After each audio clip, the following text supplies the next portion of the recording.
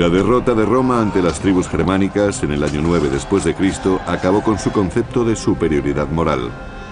Lo que Roma denominaba civilización, sus vecinos lo llamaban tiranía. Fue una lección que los romanos parecían condenados a aprender de nuevo. En el siglo I después de Cristo, los romanos encontraron una tierra legendaria que estaba más allá de sus fronteras, Britania.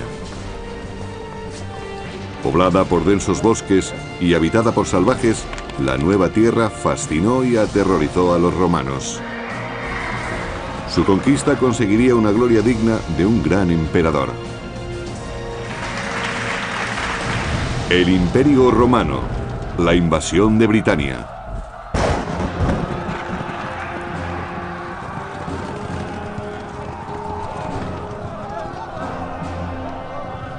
Durante 6 siglos, el Imperio Romano dominó el mundo antiguo.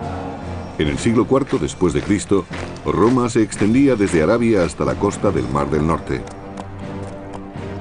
Donde llegaba su alcance, Roma seducía a sus enemigos con el comercio y el lujo, y empleaba como mano de hierro al ejército más disciplinado jamás conocido. Los romanos creían que llevaban la civilización a lugares remotos. Estaban orgullosos de su gobierno, que era su auténtica fuerza, y creían que Júpiter era la fuente de su poder. Los romanos creían que los dioses otorgaban su poder al emperador, aunque no todos lo merecían. En el año 41 después de Cristo, el emperador Calígula hizo estremecer a Roma. Calígula parecía un niño consentido y puede que además padeciera alguna enfermedad mental. Se cuenta como ejemplo que nombró cónsul a su caballo y que si construía puentes era solo para que él pasara con su carro sobre ellos. Hacía cosas muy extrañas para demostrar su poder. Muchos de los que le rodeaban empezaron a sentirse en peligro. El emperador era excesivamente inestable y paranoico. Por decirlo claro, estaba totalmente loco. Miembros de la Guardia Pretoriana, una milicia de élite, decidieron que Calígula debía morir antes de que se volviera contra ellos. Y una tarde, actuaron.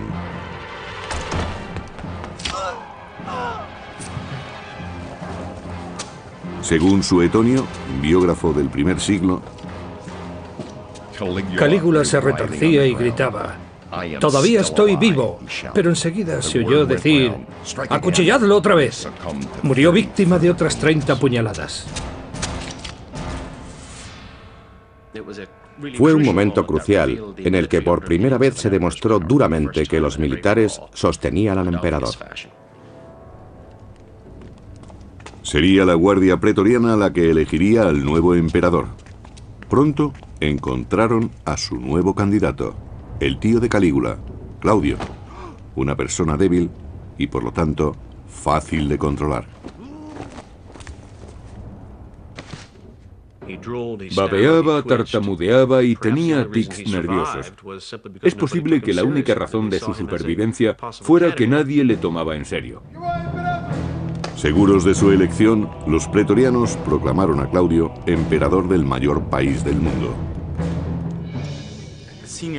De niño, sus mayores decidieron que no recibiría formación administrativa ni militar.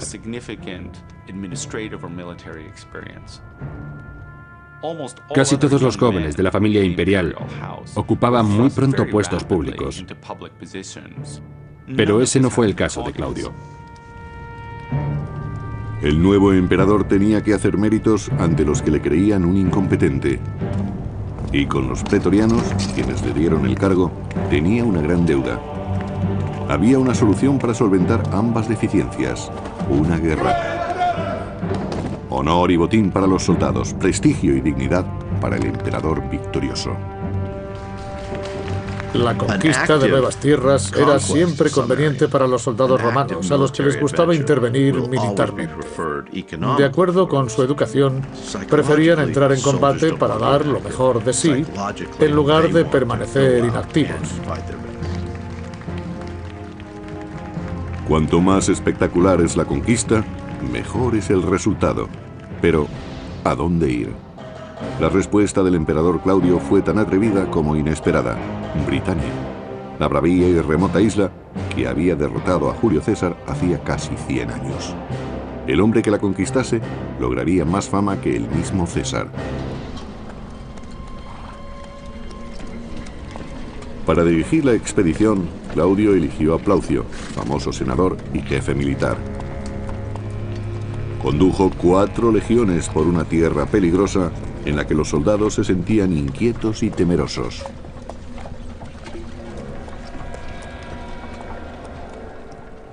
No se puede evitar el miedo a lo desconocido en esta clase de combates. Existía el temor entre los soldados de que al otro lado del canal tuvieran un arma desconocida que acabase con todos ellos sin poder hacerle frente. Circulaban rumores sobre la temible magia de los druidas, sacerdotes de la secreta religión de los britanos.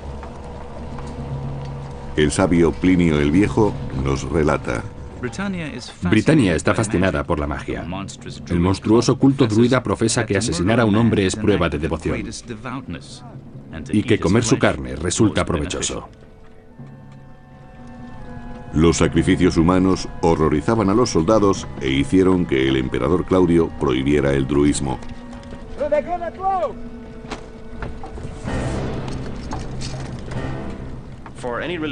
Si un culto religioso era prohibido, se debía a que sus prácticas repugnaban a los romanos.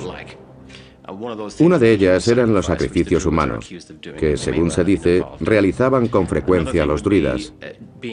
Además estaban las fuerzas desestabilizadoras políticas y sociales. Política y magia, una combinación mortífera. Prudentemente, los romanos partieron desde la playa de Rutubiae, la actual Richborough, hacia el Támesis, el río que bordeaba las extensas tierras de la poderosa tribu Catubelauni.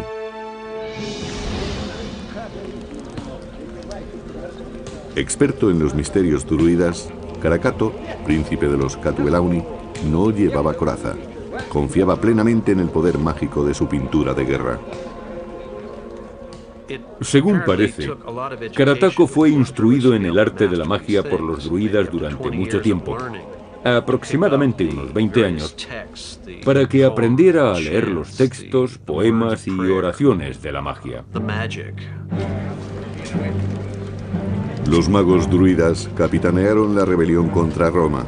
Iban libremente de una tribu a otra pasando información del enemigo y reclutando nuevos guerreros.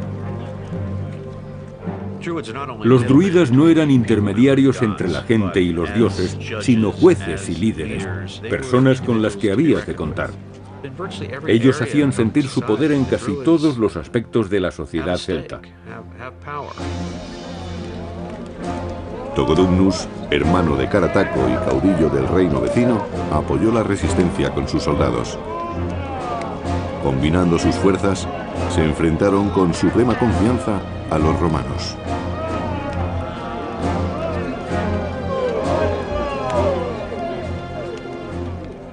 Los romanos no habían conseguido conquistar a los britanos anteriormente. Estos luchaban en su tierra, la conocían muy bien y habían visto a los romanos en acción. Quizá por eso confiaban en derrotar a los ejércitos de Roma cuando estos desembarcaran. Gales era el terreno más duro, por eso era el menos habitado, pero sus gentes eran las más experimentadas.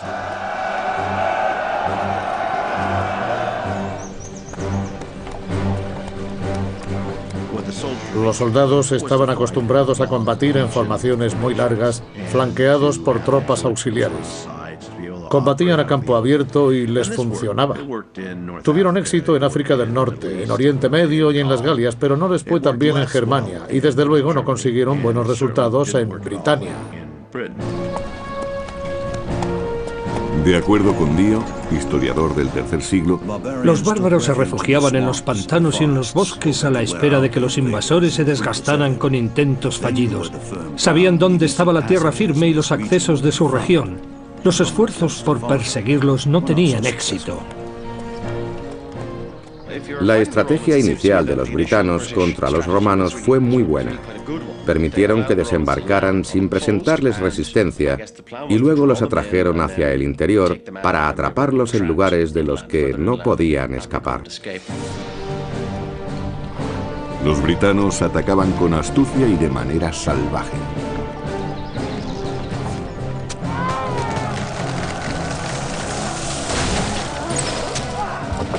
La disciplina de los soldados romanos es muy conocida, está bien documentada.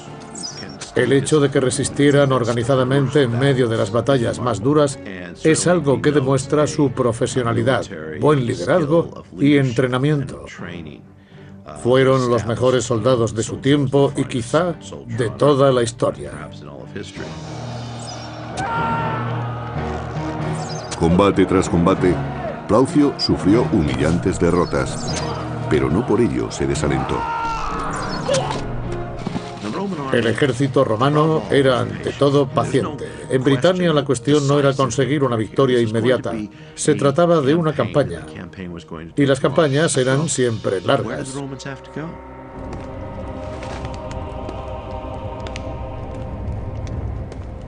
En Roma, el emperador Claudio se preparaba para realizar su propia invasión de Britania. Quería ocuparse personalmente de su rendición. Y por primera vez en su vida, llevaría vestimenta militar. Necesitaba prestigio militar. Para ser el centro de la atención pública en Roma, había que ser un militar de éxito y conseguir alguna victoria, preferentemente sobre algún ejército extranjero.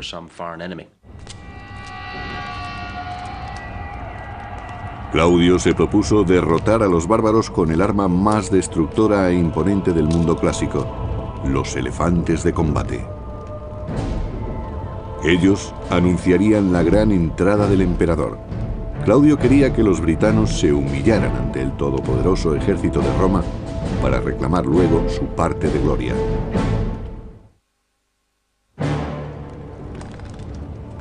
En el año 43 después de Cristo, el emperador Claudio se prepara para conquistar Britania y envía al general Plaucio y a 4 legiones para abrirle el camino. Los romanos fueron engañados por los druidas que los adentraban en territorios hostiles. Plaucio supo encontrar la forma de darle la vuelta a la situación y envió una fuerza especial de provincianos para realizar un ataque sorpresa. El ejército romano se componía de 2 tipos de soldados: los llamados legionarios, que eran ciudadanos romanos, y los auxiliares, que eran reclutados entre las clases populares. Plaucio hizo que las tropas auxiliares cruzaran el Támesis, no porque los legionarios no pudieran hacerlo, sino porque era muy peligroso. Si se corría el riesgo de perder un gran número de soldados, era preferible que fuesen los auxiliares. Como todos los druidas, Carataco y Togodumnus consideraban que el agua era sagrada y que el gran río los protegía de sus enemigos. Sin estar alerta por esta creencia, los romanos cruzaron el río en silencio y sin ser vistos. Averiguaron perfectamente la clase de ejército a la que se iban a enfrentar, su cohesión, qué armaduras llevaban, su forma de actuar. Hicieron de exploradores para conocer mejor al enemigo y averiguar si era numeroso. Tras la investigación, mataron a los caballos de los bárbaros, impidiendo una rápida huida.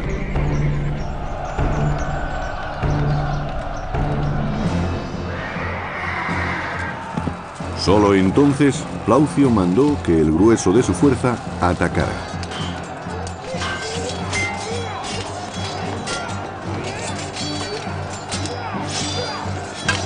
Se luchó cuerpo a cuerpo.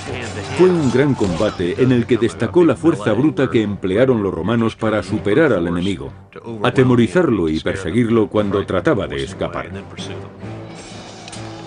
Al segundo día, la batalla se inclinaba a favor de los romanos.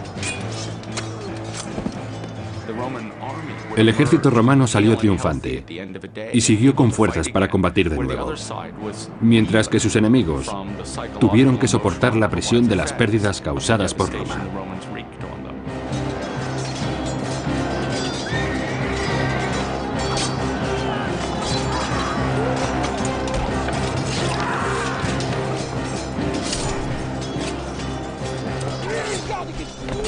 En la siguiente batalla, Togodumnus fue mortalmente herido. Atemorizados, los supervivientes se refugiaron en los pantanares. Las familias de los dirigentes druidas se enfrentaban a una nueva realidad. La noticia de la catástrofe había sembrado el pánico y el deseo de huir. Carataco debía escapar con su familia o sería humillado y esclavizado por los romanos.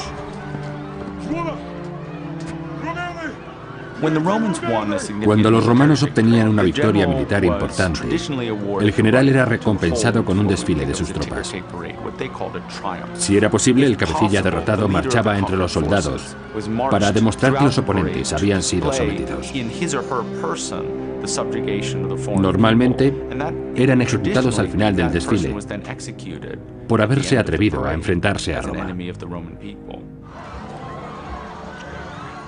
Carataco no quería convertirse en un trofeo de Roma y, jurando venganza, reunió a sus adeptos y los condujo en un largo viaje hacia el oeste, hasta el país de las tierras altas donde estaba la morada de los druidas.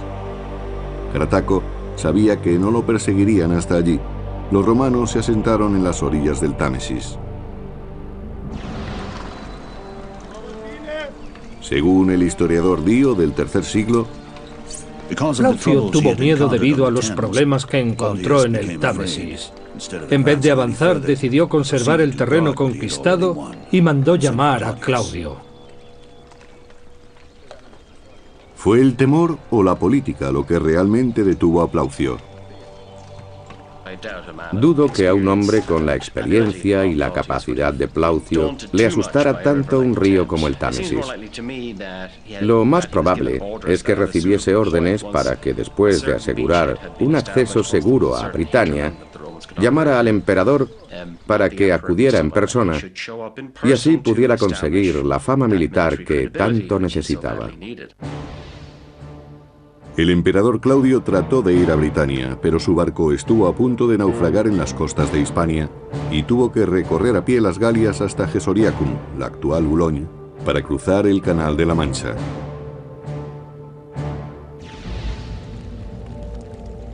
Llegó cuando la campaña militar estaba en sus últimas fases.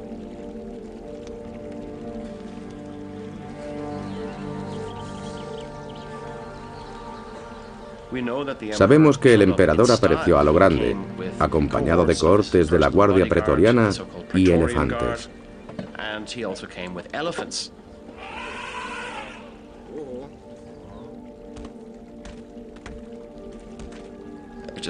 Estos no eran animales nativos de Britania ni de ninguna parte de la Europa occidental. Utilizó a los elefantes para anunciar su presencia. Más tarde, a una distancia segura a retaguardia, debió supervisar el asalto de varias poblaciones. La sorprendente llegada de Claudio, junto a la humillante derrota de Carataco, hizo que muchos britanos prefirieran someterse a combatir. Hoy en día, la idea que tenemos de la libertad y que forma parte de nuestra manera de ser no coincide necesariamente con la del mundo antiguo. Antiguamente, la mayoría de la población se acostumbraba enseguida a un nuevo orden y a un nuevo líder. Los impuestos que anteriormente habían pagado a unos pasaban a ser pagados a otros. No existía una gran diferencia y no les importaba demasiado. Eso era preferible a someterse al pillaje, las violaciones y la destrucción que podría causarles un ejército.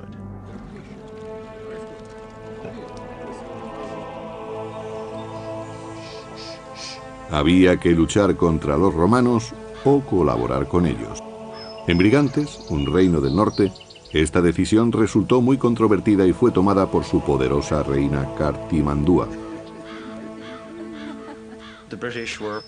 Los britanos no tenían inconveniente en ser gobernados por mujeres de carácter fuerte. Estas mujeres debieron acceder al poder por su relación con grandes hombres.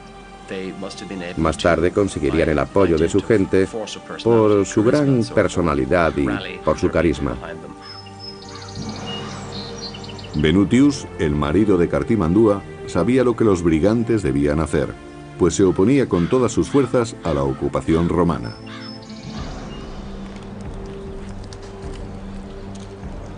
En la región que ahora se conoce como Gales, los más fieros caudillos britanos se aferraban a las tradiciones antiguas y rechazaban enérgicamente el dominio imperial. Los druidas recurrieron a sus dioses para expulsar a los romanos de sus costas. En aquella hora de tribulación realizaron el más severo de sus rituales, el sacrificio de un ser humano. El exiliado Carataco, su principal valedor, incitaba con pasión a la resistencia.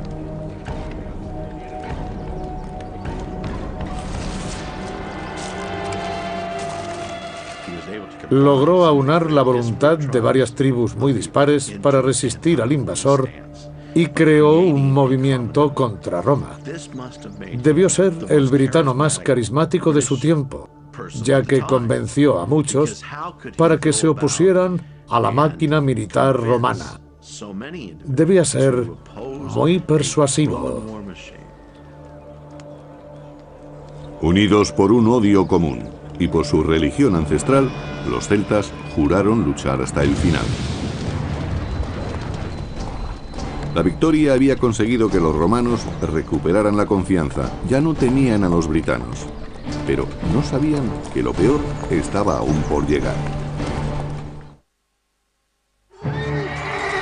En el año 43 después de Cristo, el emperador Claudio proclamaba la victoria en Britania al mismo tiempo que las fuerzas rebeldes de la isla aumentaban.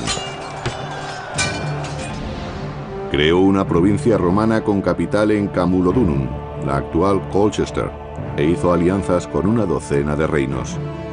Su ayuda resultaría crucial para amortiguar los ataques contra la nueva provincia.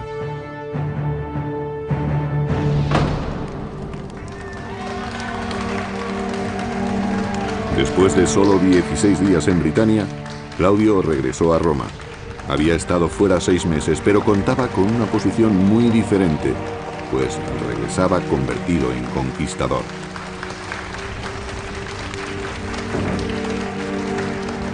El valor propagandístico de aquel viaje fue extraordinario y Claudio consiguió un gran aumento del favor político del pueblo. Algo parecido a cuando un moderno presidente visita sus tropas del frente, aunque no se acerque a los combates.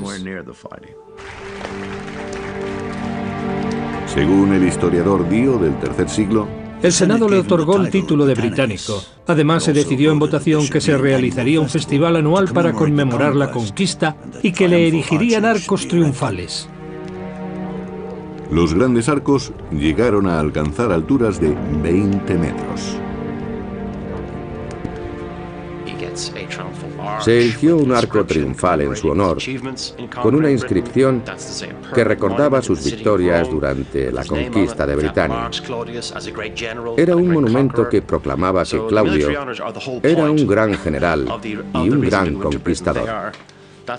Los honores militares fueron el motivo de la invasión de Britania para darle a Claudio una fama de la que antes carecía.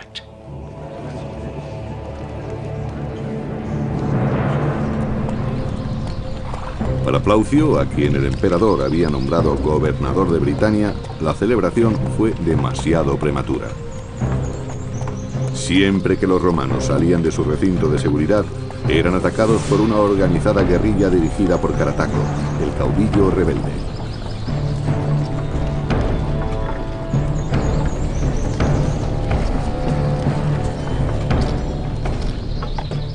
Conocían bien el terreno y los atajos de Britania y se comunicaban por medio de mensajeros.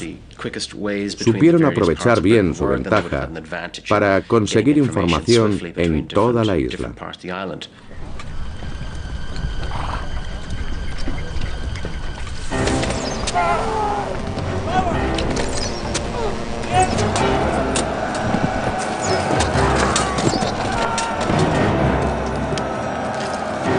Algunas de las mayores emboscadas de la historia se realizaron simplemente arrojando troncos o piedras contra los soldados que marchaban por la falda de una montaña. Y eso les ocurrió a los romanos. Estaban acostumbrados a los combates cuerpo a cuerpo con lanzas convencionales y espadas cortas. Ahora tenían que enfrentarse a las rocas, lanzas y hachas que les arrojaban. Sus legiones sufrieron grandes pérdidas.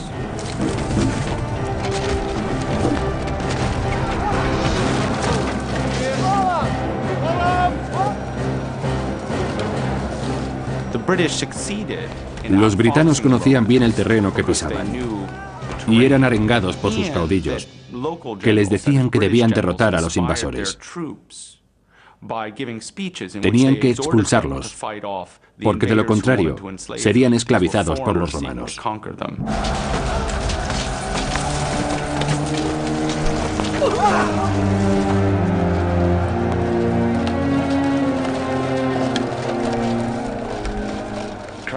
Carataco combatió eficazmente mediante guerras de guerrillas, así denominadas actualmente. Los romanos debieron llamarlas terrorismo o insurgencia.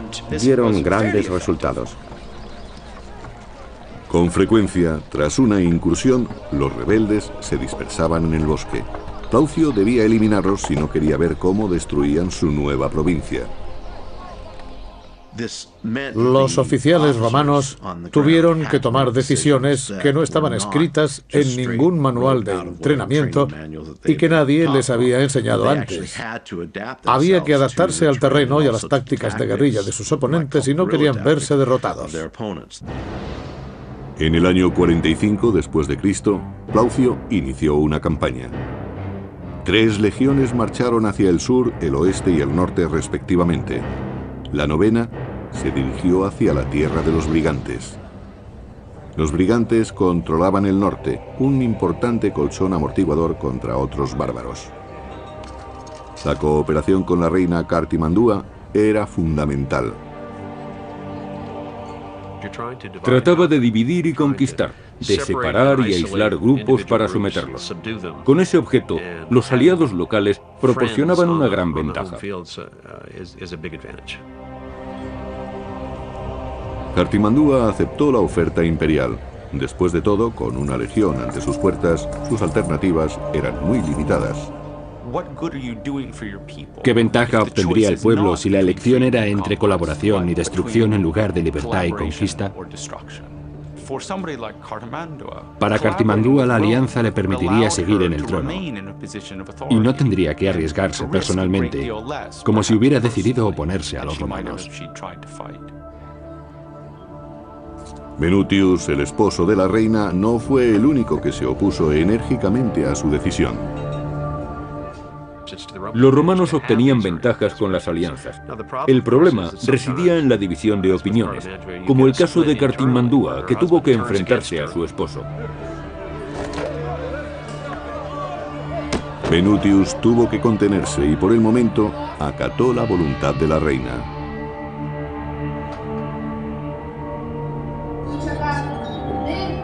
Frustrado, pero decidido, esperó a que la situación cambiara.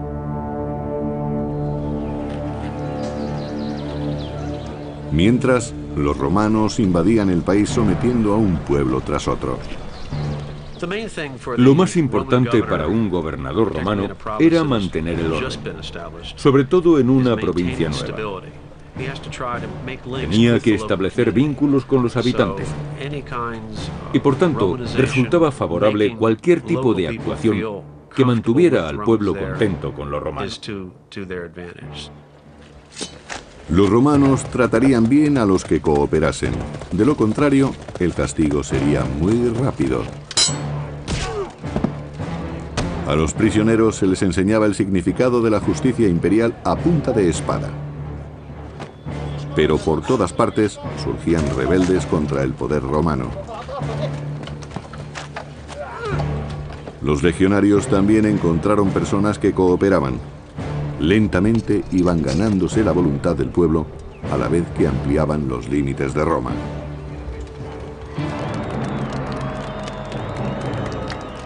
En la política, el general Plaucio se había convertido en un héroe. Tras 4 años, un agradecido Claudio le llamó de vuelta a Roma. Volvió con prisioneros britanos para convertirlos en gladiadores. 4 años era el periodo de mando normal del gobernador y su ejército en una provincia. Luego era sustituido. No convenía que permaneciera demasiado tiempo en el cargo por temor a que sus soldados le tomaran demasiado afecto y quisieran convertirlo en emperador.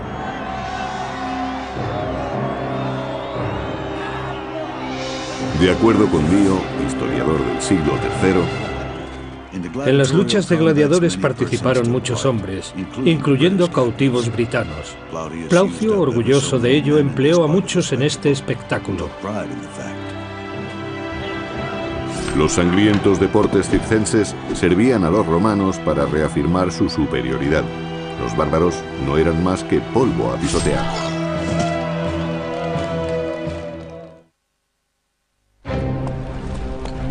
En el año 47 después de Cristo, los romanos reclamaron la parte sur de Britania. Algunos caudillos, como la reina Cartimandúa, se sometieron voluntariamente al imperio. Pero otros muchos se resistieron, como el príncipe Carataco. En el proceso de pacificación de un pueblo, hay que trabajar mucho antes de que se pueda retirar al ejército. Los romanos conocían muy bien que el proceso de anexión y conquista era siempre muy largo. Debían saberlo al enfrentarse a un oponente como Carataco. Es posible que Carataco fuera el rebelde más importante. Parecía saber bien cómo unir a los británicos para conseguir la victoria. Las poblaciones romanizadas soportaron las audaces incursiones de Carataco. Sus sorprendentes victorias le convirtieron en el cabecilla britano más famoso. Todos acudían a él para expulsar a los invasores de sus costas. En noviembre, cuando Carataco se enteró de que iba a llegar un nuevo gobernador romano a Britania, lanzó contra él el más enérgico de sus ataques. El nuevo gobernador, Escápula, recibió una sangrienta bienvenida.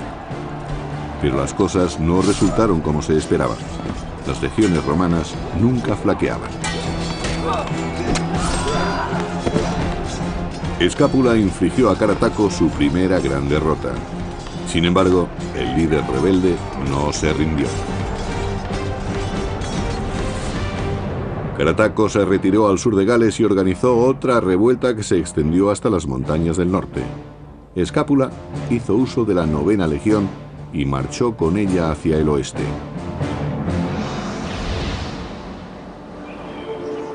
Pero todo lo que encontró fueron mujeres y niños. Los rebeldes habían desaparecido. La rebelión en Gales prosperó, igual que casi todas las rebeliones galesas de principios del periodo moderno, sencillamente porque resultaba difícil encontrar a los rebeldes.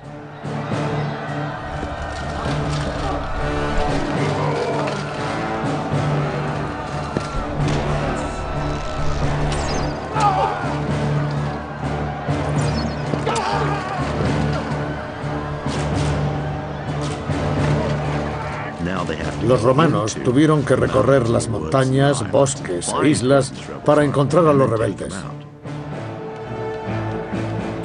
La situación no era muy distinta de la que los soldados americanos se encontraron en Vietnam, donde tuvieron que combatir en la jungla. Habían sido entrenados para combatir en otra parte.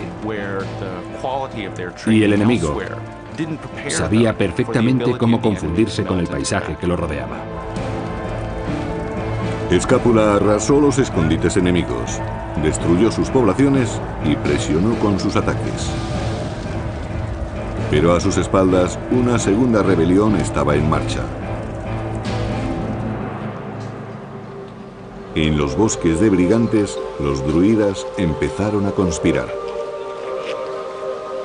Cuando las gentes de Brigantes vieron que los romanos se dirigían a Gales, decidieron aprovechar la oportunidad. Si los romanos estaban ocupados, les causarían problemas a retaguardia. y si los atrapaban entre dos frentes, podían derrotarlos. Para que esta segunda rebelión tuviera éxito, resultaba vital la participación de un noble, Venutius, el marido de la reina Cartimandúa, aliada de Roma. Por supuesto, Venutius, el marido de la reina Cartimandúa, era un personaje relevante que, aunque no por su linaje, quizás fuera el hombre más importante del reino de Brigantes. El desacuerdo con su mujer ofrecía una oportunidad muy interesante a los futuros rebeldes. Los nobles rebeldes hablaron de Venutius y de su lealtad. ¿Quién, después de todo, se beneficiaría más si su mujer, la reina, era depuesta? Pero infravaloraron la astucia de Cartimandúa. La reina tenía espías en todas partes y a través del criado de su marido supo entonces que los mejores guerreros estaban con ella. Desesperada, recurrió a Roma. Los reyes y reinas que colaboraron con Roma lo hicieron porque habían llegado a un acuerdo. En caso de necesidad, Roma acudiría en su ayuda. Ese era el acuerdo vigente. La reina mandó un mensajero romano a Escápula diciéndole que debía regresar cuanto antes a Brigantes para hacer honor a su compromiso de protegerla. El momento no podía ser peor para Escápula, pero no tuvo más remedio que abandonar Gales y marchar con su 9ª legión a ayudar a la reina. Su marcha brindó una nueva oportunidad a Carataco. Ante la retirada de los romanos, muchos guerreros de toda Britania se unieron a Carataco. Apoyados por sus creencias, llevaron consigo sus armas y sus familias. Esta vez, la resistencia no se escondería. Carataco ordenó a sus hombres que construyeran fortificaciones, según nos cuenta Tácito, historiador clásico de la corte. Escogió un lugar muy favorable a sus intereses y perjudicial para los nuestros. Sus fortificaciones estaban muy bien defendidas. Una posición defensiva bien afianzada representaba una gran ventaja para los defensores, y por eso confiaron en que su elección del campo de batalla les daría la victoria contra los romanos.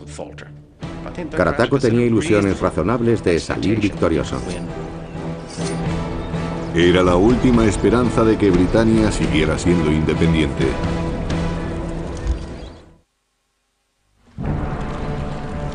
Bajo el mando del emperador Claudio, Roma entró en el 6º año de la dura conquista de Britania.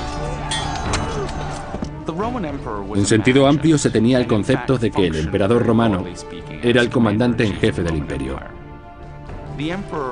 Era el último responsable del éxito o fracaso obtenido, de cualquier acción que emprendiera el Estado romano. Un caos permanente en Britania podía arrojar una sombra sobre el frágil trono de Claudio.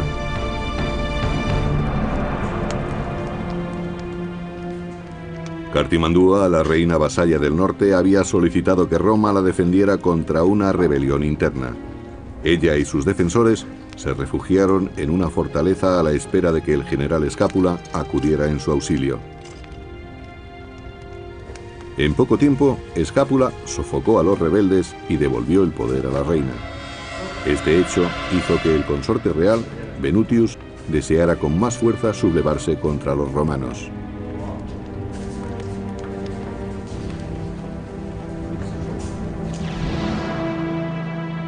Escápula marchó de nuevo hacia Gales con la 9ª legión. Ansioso por acabar con Carataco, dobló el número de tropas de complemento, ordenando que la 20ª legión fuera también a Camulodunum.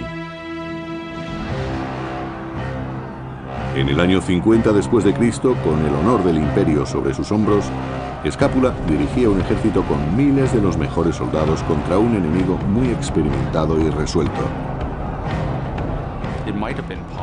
Puede que un hombre como Escápula hubiera podido persuadir a Claudio de que se podía aceptar un fallo bajo circunstancias tan particulares. Pero eso conllevaría un riesgo demasiado grave si quería conseguir otro puesto importante en el futuro. El fallo no era posible. pero la victoria no iba a resultar sencilla. Según el biógrafo clásico Tácito, los soldados llegaron a las murallas, pero tuvieron el mayor número de bajas. los romanos tuvieron que reagruparse y atacar de nuevo. Roma marchaba imparable al frente de su maquinaria militar.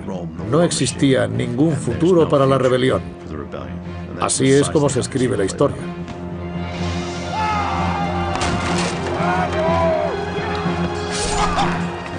Estaban ansiosos por acabar con los gitanos definitivamente. La fiereza del ataque romano fue tal que los bárbaros acabaron siendo derrotados. Los que tuvieron más suerte murieron pronto, los demás fueron capturados. A los prisioneros les aguardaba la humillación, la esclavitud y una muerte ritual. Horrorizado, Carataco fue informado de que su mujer estaba entre ellos. Pero Carataco escapó y sorprendentemente llegó hasta el reino de los brigantes, a pesar de que su reina, Cartimandúa, era aliada de Roma.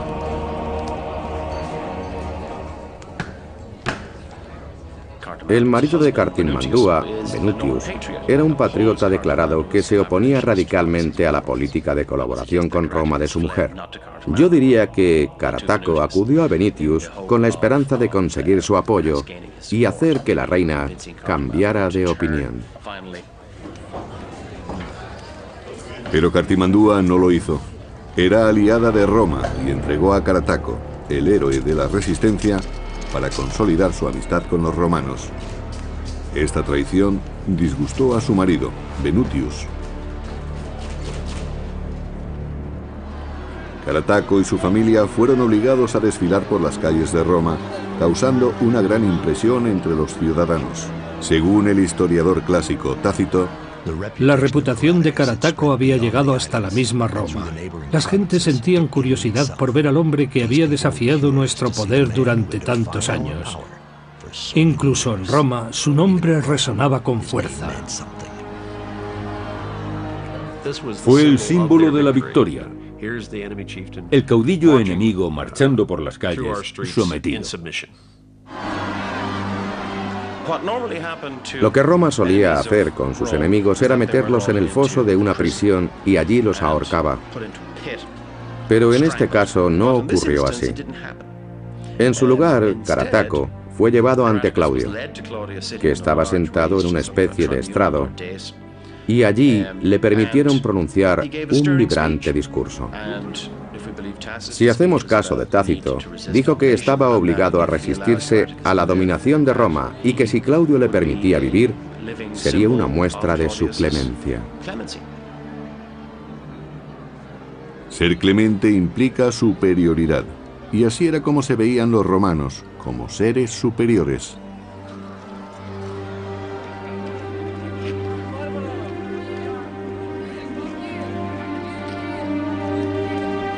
Conmovido por las palabras de Carataco, Claudio concedió el perdón al famoso bárbaro y a su familia.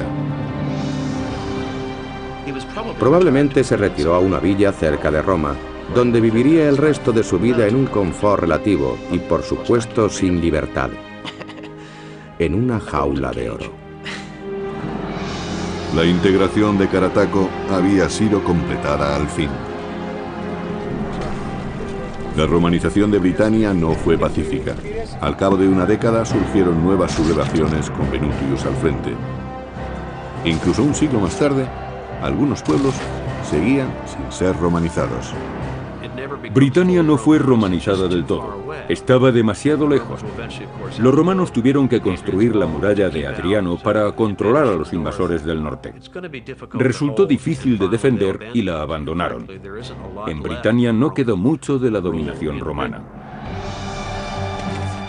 Conquistada para ensalzar la reputación de un emperador, la isla proporcionó recursos durante siglos. Y cuando Roma se derrumbó, Britania fue la primera en volver a su estado bárbaro.